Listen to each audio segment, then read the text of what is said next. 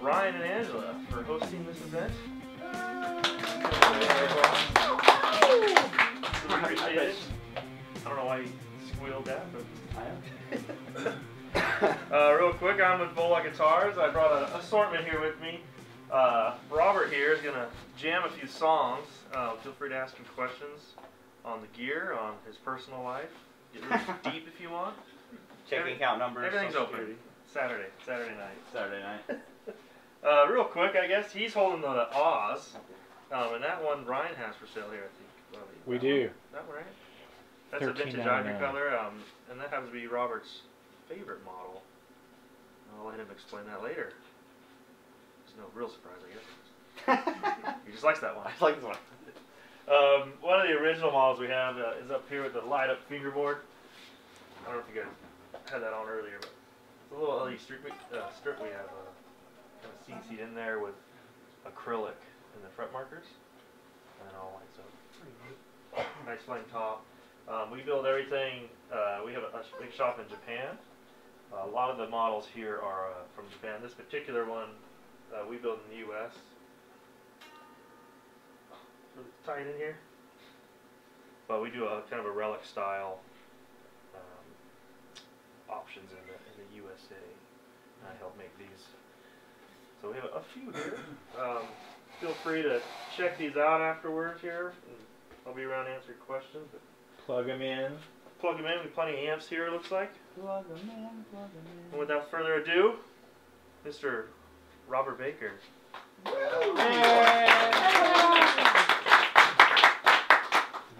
And I'm done.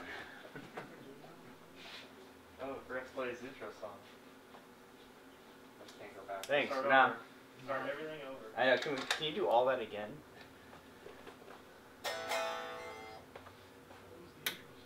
Get on your feet. Now we're gonna play Chattahoochee, so you just gotta roll with it. It's totally not the song you guys heard like 20 seconds ago. Completely different song.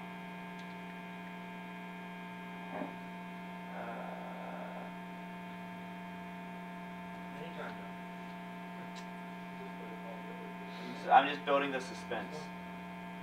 It's that John Cage song. Just building.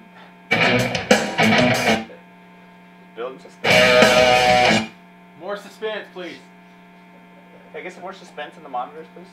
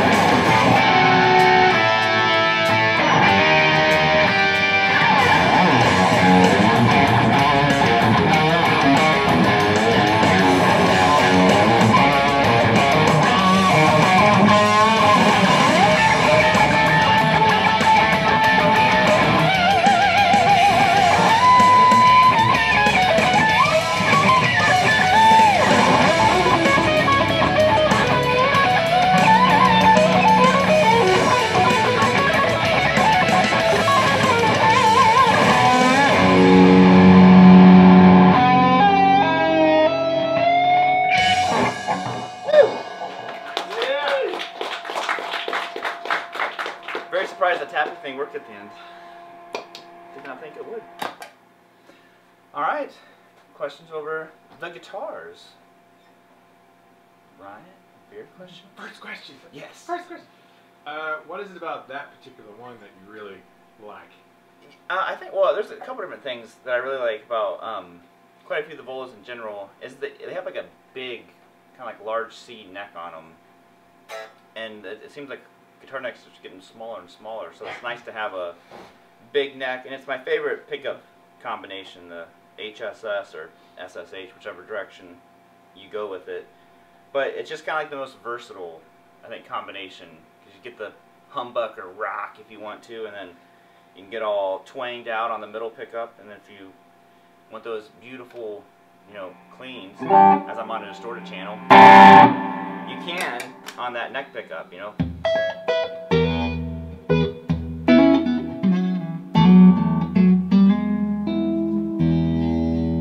Pretty clean.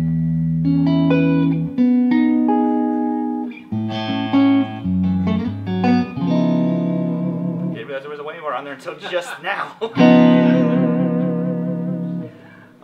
Anyone else?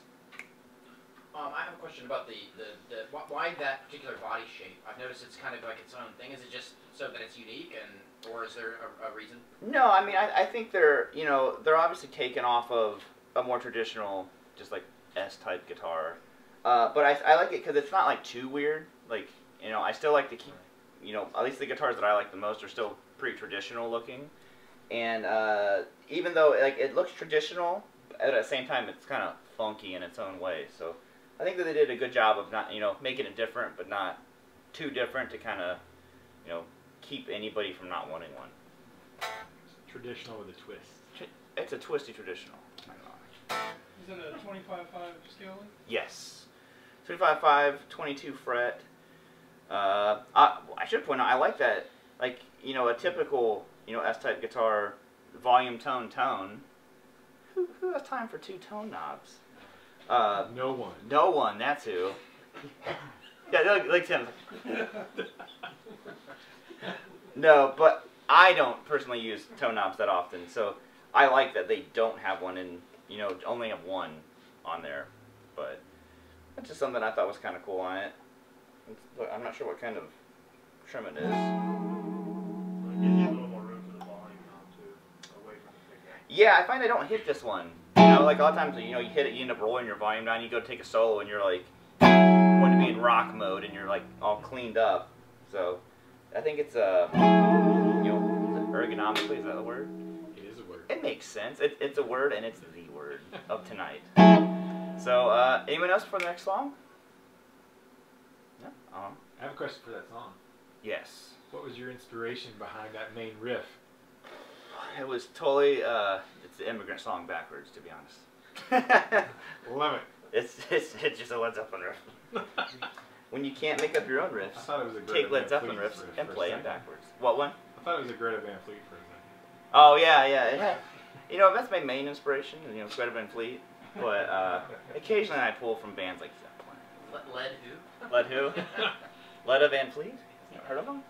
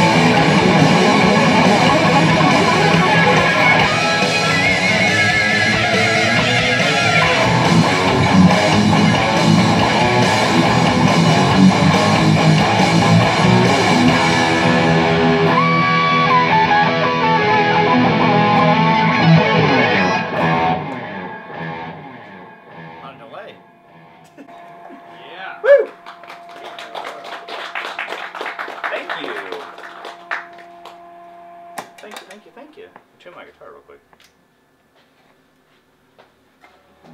Any other questions while I tune? So does the humbucker split position too? It does not split. I mean, you could install that, I should say, No, but I just wondered if that's the distinguishable humbucker. yeah, it's a full humbucker. So you know what's funny about split stuff is I've had it installed on guitars, and once I install it, I never use it. Probably because I forget that I even have it. I was very out of tune. Anyone else? So since it's got singles and humbucker, what resistance is the pot so you don't get too dark or too bright? You know what? I definitely do not know that. Greg would probably be the one to ask. Use 500K. Is it? Yeah, on National stuff.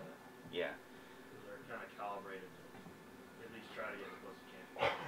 Yeah, whatever the pickups are, they're Vola, you know, pickups that they've made, and they sound really, really good. Like the humbucker has a nice kind of like quack to it. That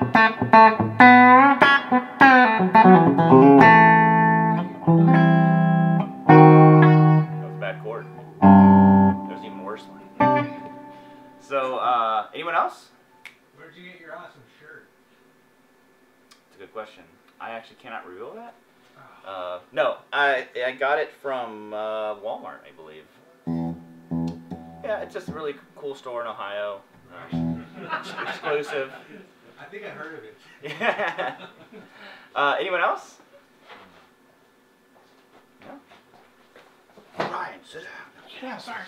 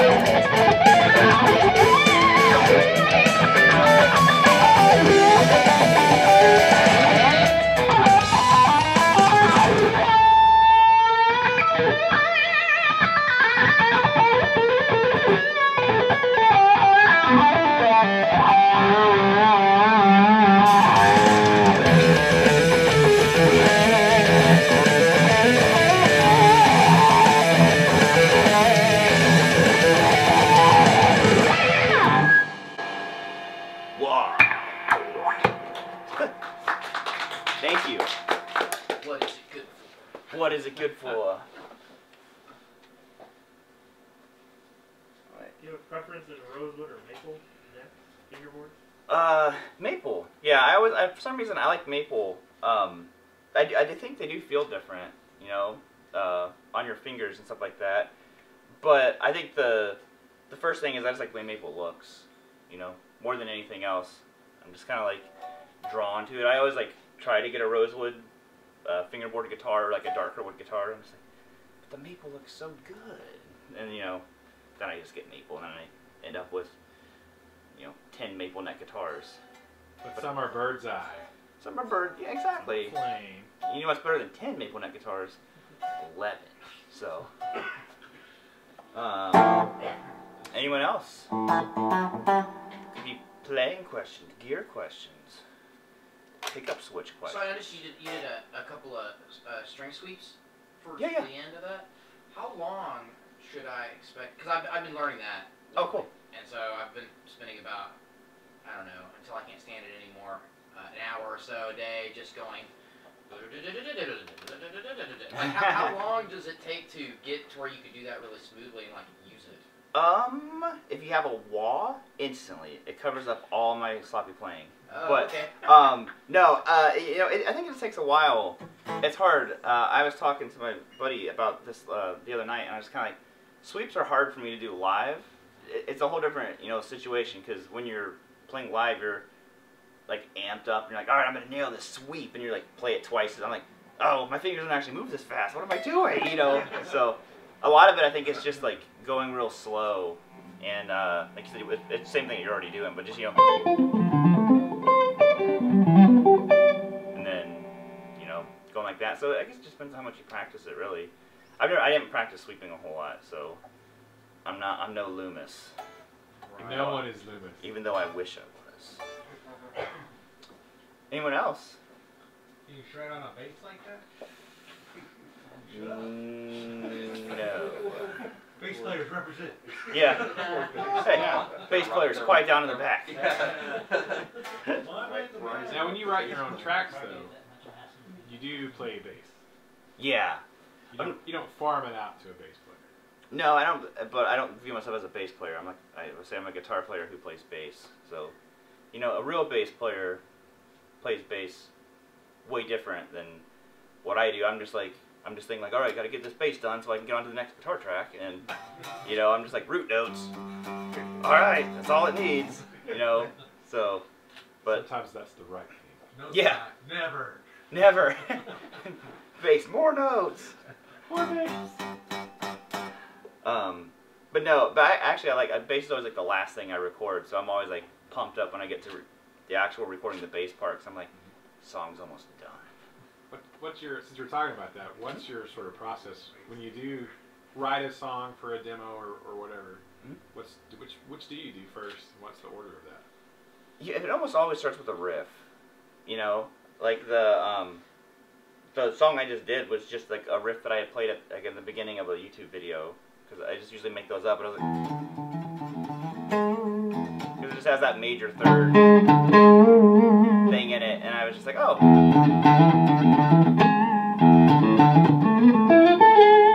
And it just, evolved into the rest of the song then. But yeah, it's almost always just like riff first, and then sometimes it maybe start with like a drum backing track or something like that.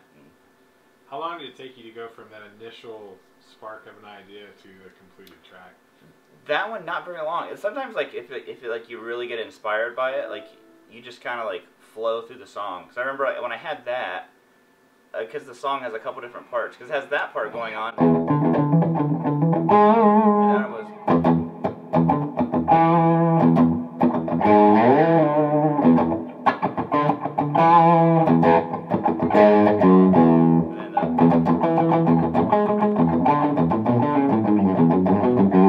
I remember I did that, like, it was like right away. I was like, I don't know what that was, but it like fit. It fit perfect, and I was like, all right, I'll just go with it. So, and that was for the wah demo, but so then I was like, what else? Put wah on top of it. Call it a day. Like a couple of days, a day. No, that one was like, yeah, that was really quick. That was like probably like a day. I just kind of sat down and started like noodling around with it, and then some of them, are like that, and then other ones I'll just like have for months, and then slowly like I'll remember like, oh, what was that one song I was working on, and then kind of go back to it. But anyone else? Made a song not for a demo? Do what? Have you made a song ever not for a demo? No. You got an EP? Yeah, well, they're all from demos. That's one more EP than Ryan's got. Yeah. Shut it, Tim.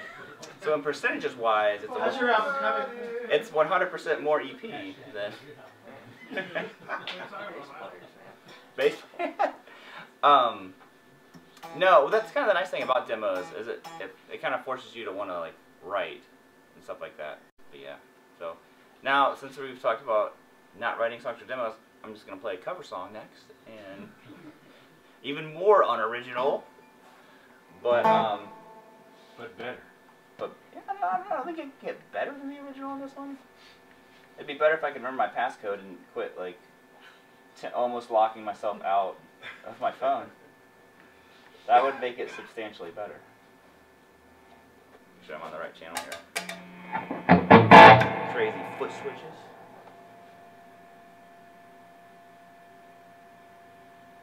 There it is. Heard this one.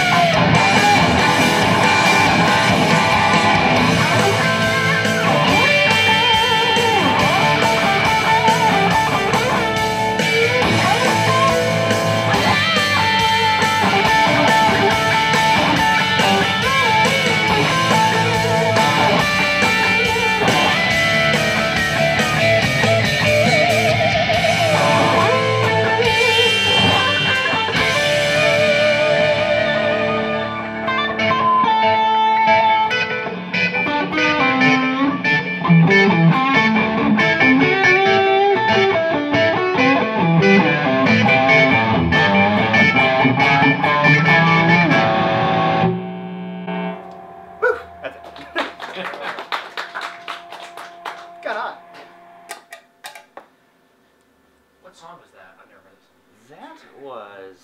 Am I supposed to know what song that is? I heard the What demo did you write that for? Yeah. That was actually one of my originals. Was that Blue Boys? Blue Boys? No, it's AC/DC. It's Shoot to Thrill. Oh, okay. It did sound a little familiar, but I'm Yeah. not sure if that's what it was or not. Okay, cool. Yeah. It's It had that AC/DC thing. It definitely does have that AC/DC vibe. Yeah. No, it's just kind of just a fun, 3-chord song to play. Anybody else? There's a question from Facebook Live. Oh, Facebook Live. What up? Devin Riddle wants to know: is there a Robert Baker signature? If not, will there be? Signature guitar? Yeah. We did have one, and then basically we do what? Oh, with this company. Oh yeah, with this company. Yeah, not with not with Vola. You know, we haven't talked about anything like that yet. You know, I think that if we ever did anything, it, you know, like I think an artist spec guitar would probably be what would make the most sense. You know, so do what? He's got to earn it first. I gotta earn it first. Yeah. How many airline miles does that take? Yeah. How many miles points do I need? Mike Stevens from Ohio says hello. What's up, Mike Stevens from Ohio? Hello. Also from Ohio. Also from Ohio. It's snowing in Ohio. Oh, it did snow. Ohio rocks. Ohio. Yeah. See. We're waiting on Paul to come back to Ohio. Soon. Come back to Ohio. Yeah. Anyone else? When's there going to be a collaboration with Barefoot? Ooh. That is a bucket list item of mine, so hopefully at some point. Maybe not for guitar players. I just fly down for every one of your shows. Exactly. I heard that Mastodon said Warefoot's the new Mastodon. Really? Yeah. I saw that in a video. I'd believe it. I think Warefoot's the new Warefoot. So. Anyone else? I'm gonna attempt to play one more song. Are you thinking of something? I was thinking of one. Or are you really like communicating like telepathically? I will play that song. It's like you're in the room. We'll see if you got the message. Which song do I want you to play? I only have one left, so. That's the one I was thinking of. Oh, perfect! This is definitely the one. Alright, hold on.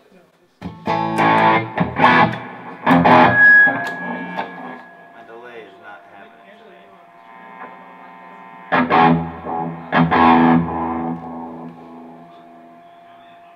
This one goes out to Greg. Favorite song.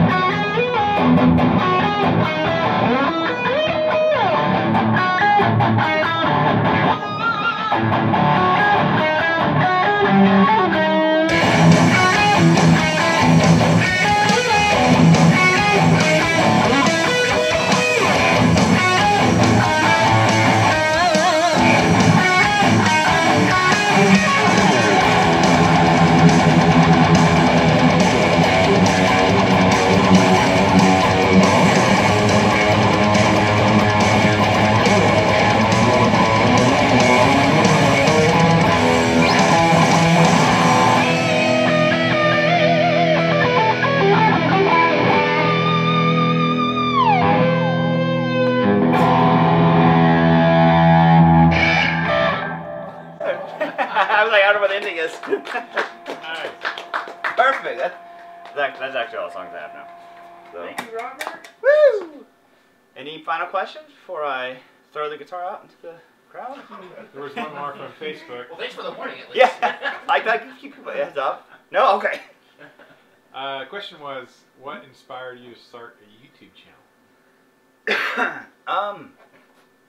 It was a couple of different people. It was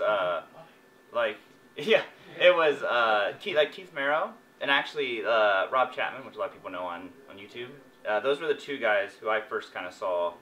You know, they do totally different style of videos, but I saw them, and then later it was like Vola, you know, Pete Thorne, all those guys had a big impact on me wanting to do YouTube stuff. Nice. Yeah. I got a question, because we do YouTube. It takes a lot of time. Was there ever a time you wanted to give up, and what helped you push through it? I don't think there was ever a time when I wanted to give up. I think just because when I originally started doing it, it was just from like a sheer, like, I just enjoyed it. There wasn't really any like pressure on me to do it other than me just wanting to do more with it. So anytime I felt, kind of like uninspired or whatever, I just didn't force myself to do anything. I would just kind of be like, all right, well, I'm just not going to do anything. And, now you get kind of in like a routine. Like now I kind of like bounce around from different styles of videos where I'm not just like doing one kind all the time. I'm just like, all right, I really don't feel like doing a lesson this week, so I'll do riff videos or a cover song or, a demo, whatever it is. But I think that helps a lot, just a pretty wide diversity of different stuff to challenge yourself with differently on YouTube. But You kind of have to enjoy the process of making the video. yeah, that's a big thing. A lot of people who get into YouTube stuff sometimes don't realize the video side of it is the biggest side of the whole thing. It's, you play guitar. I always joke, I'm like, well, I don't really play guitar anymore. I edit videos of me playing guitar. But you'll play guitar for like an hour when you shoot the video, but you might edit for 8 hours.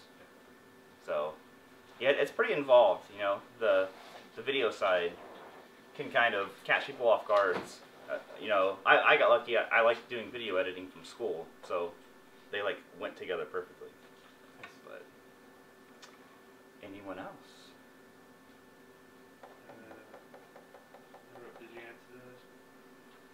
Who do you consider the best guitar players you have had a chance to play with? Oh. Probably Pete Thorne and Phil X. I would say they're the best. Not the two you played with. Now you gotta pick one. Oh, just like I thought you said the guitarist you played with.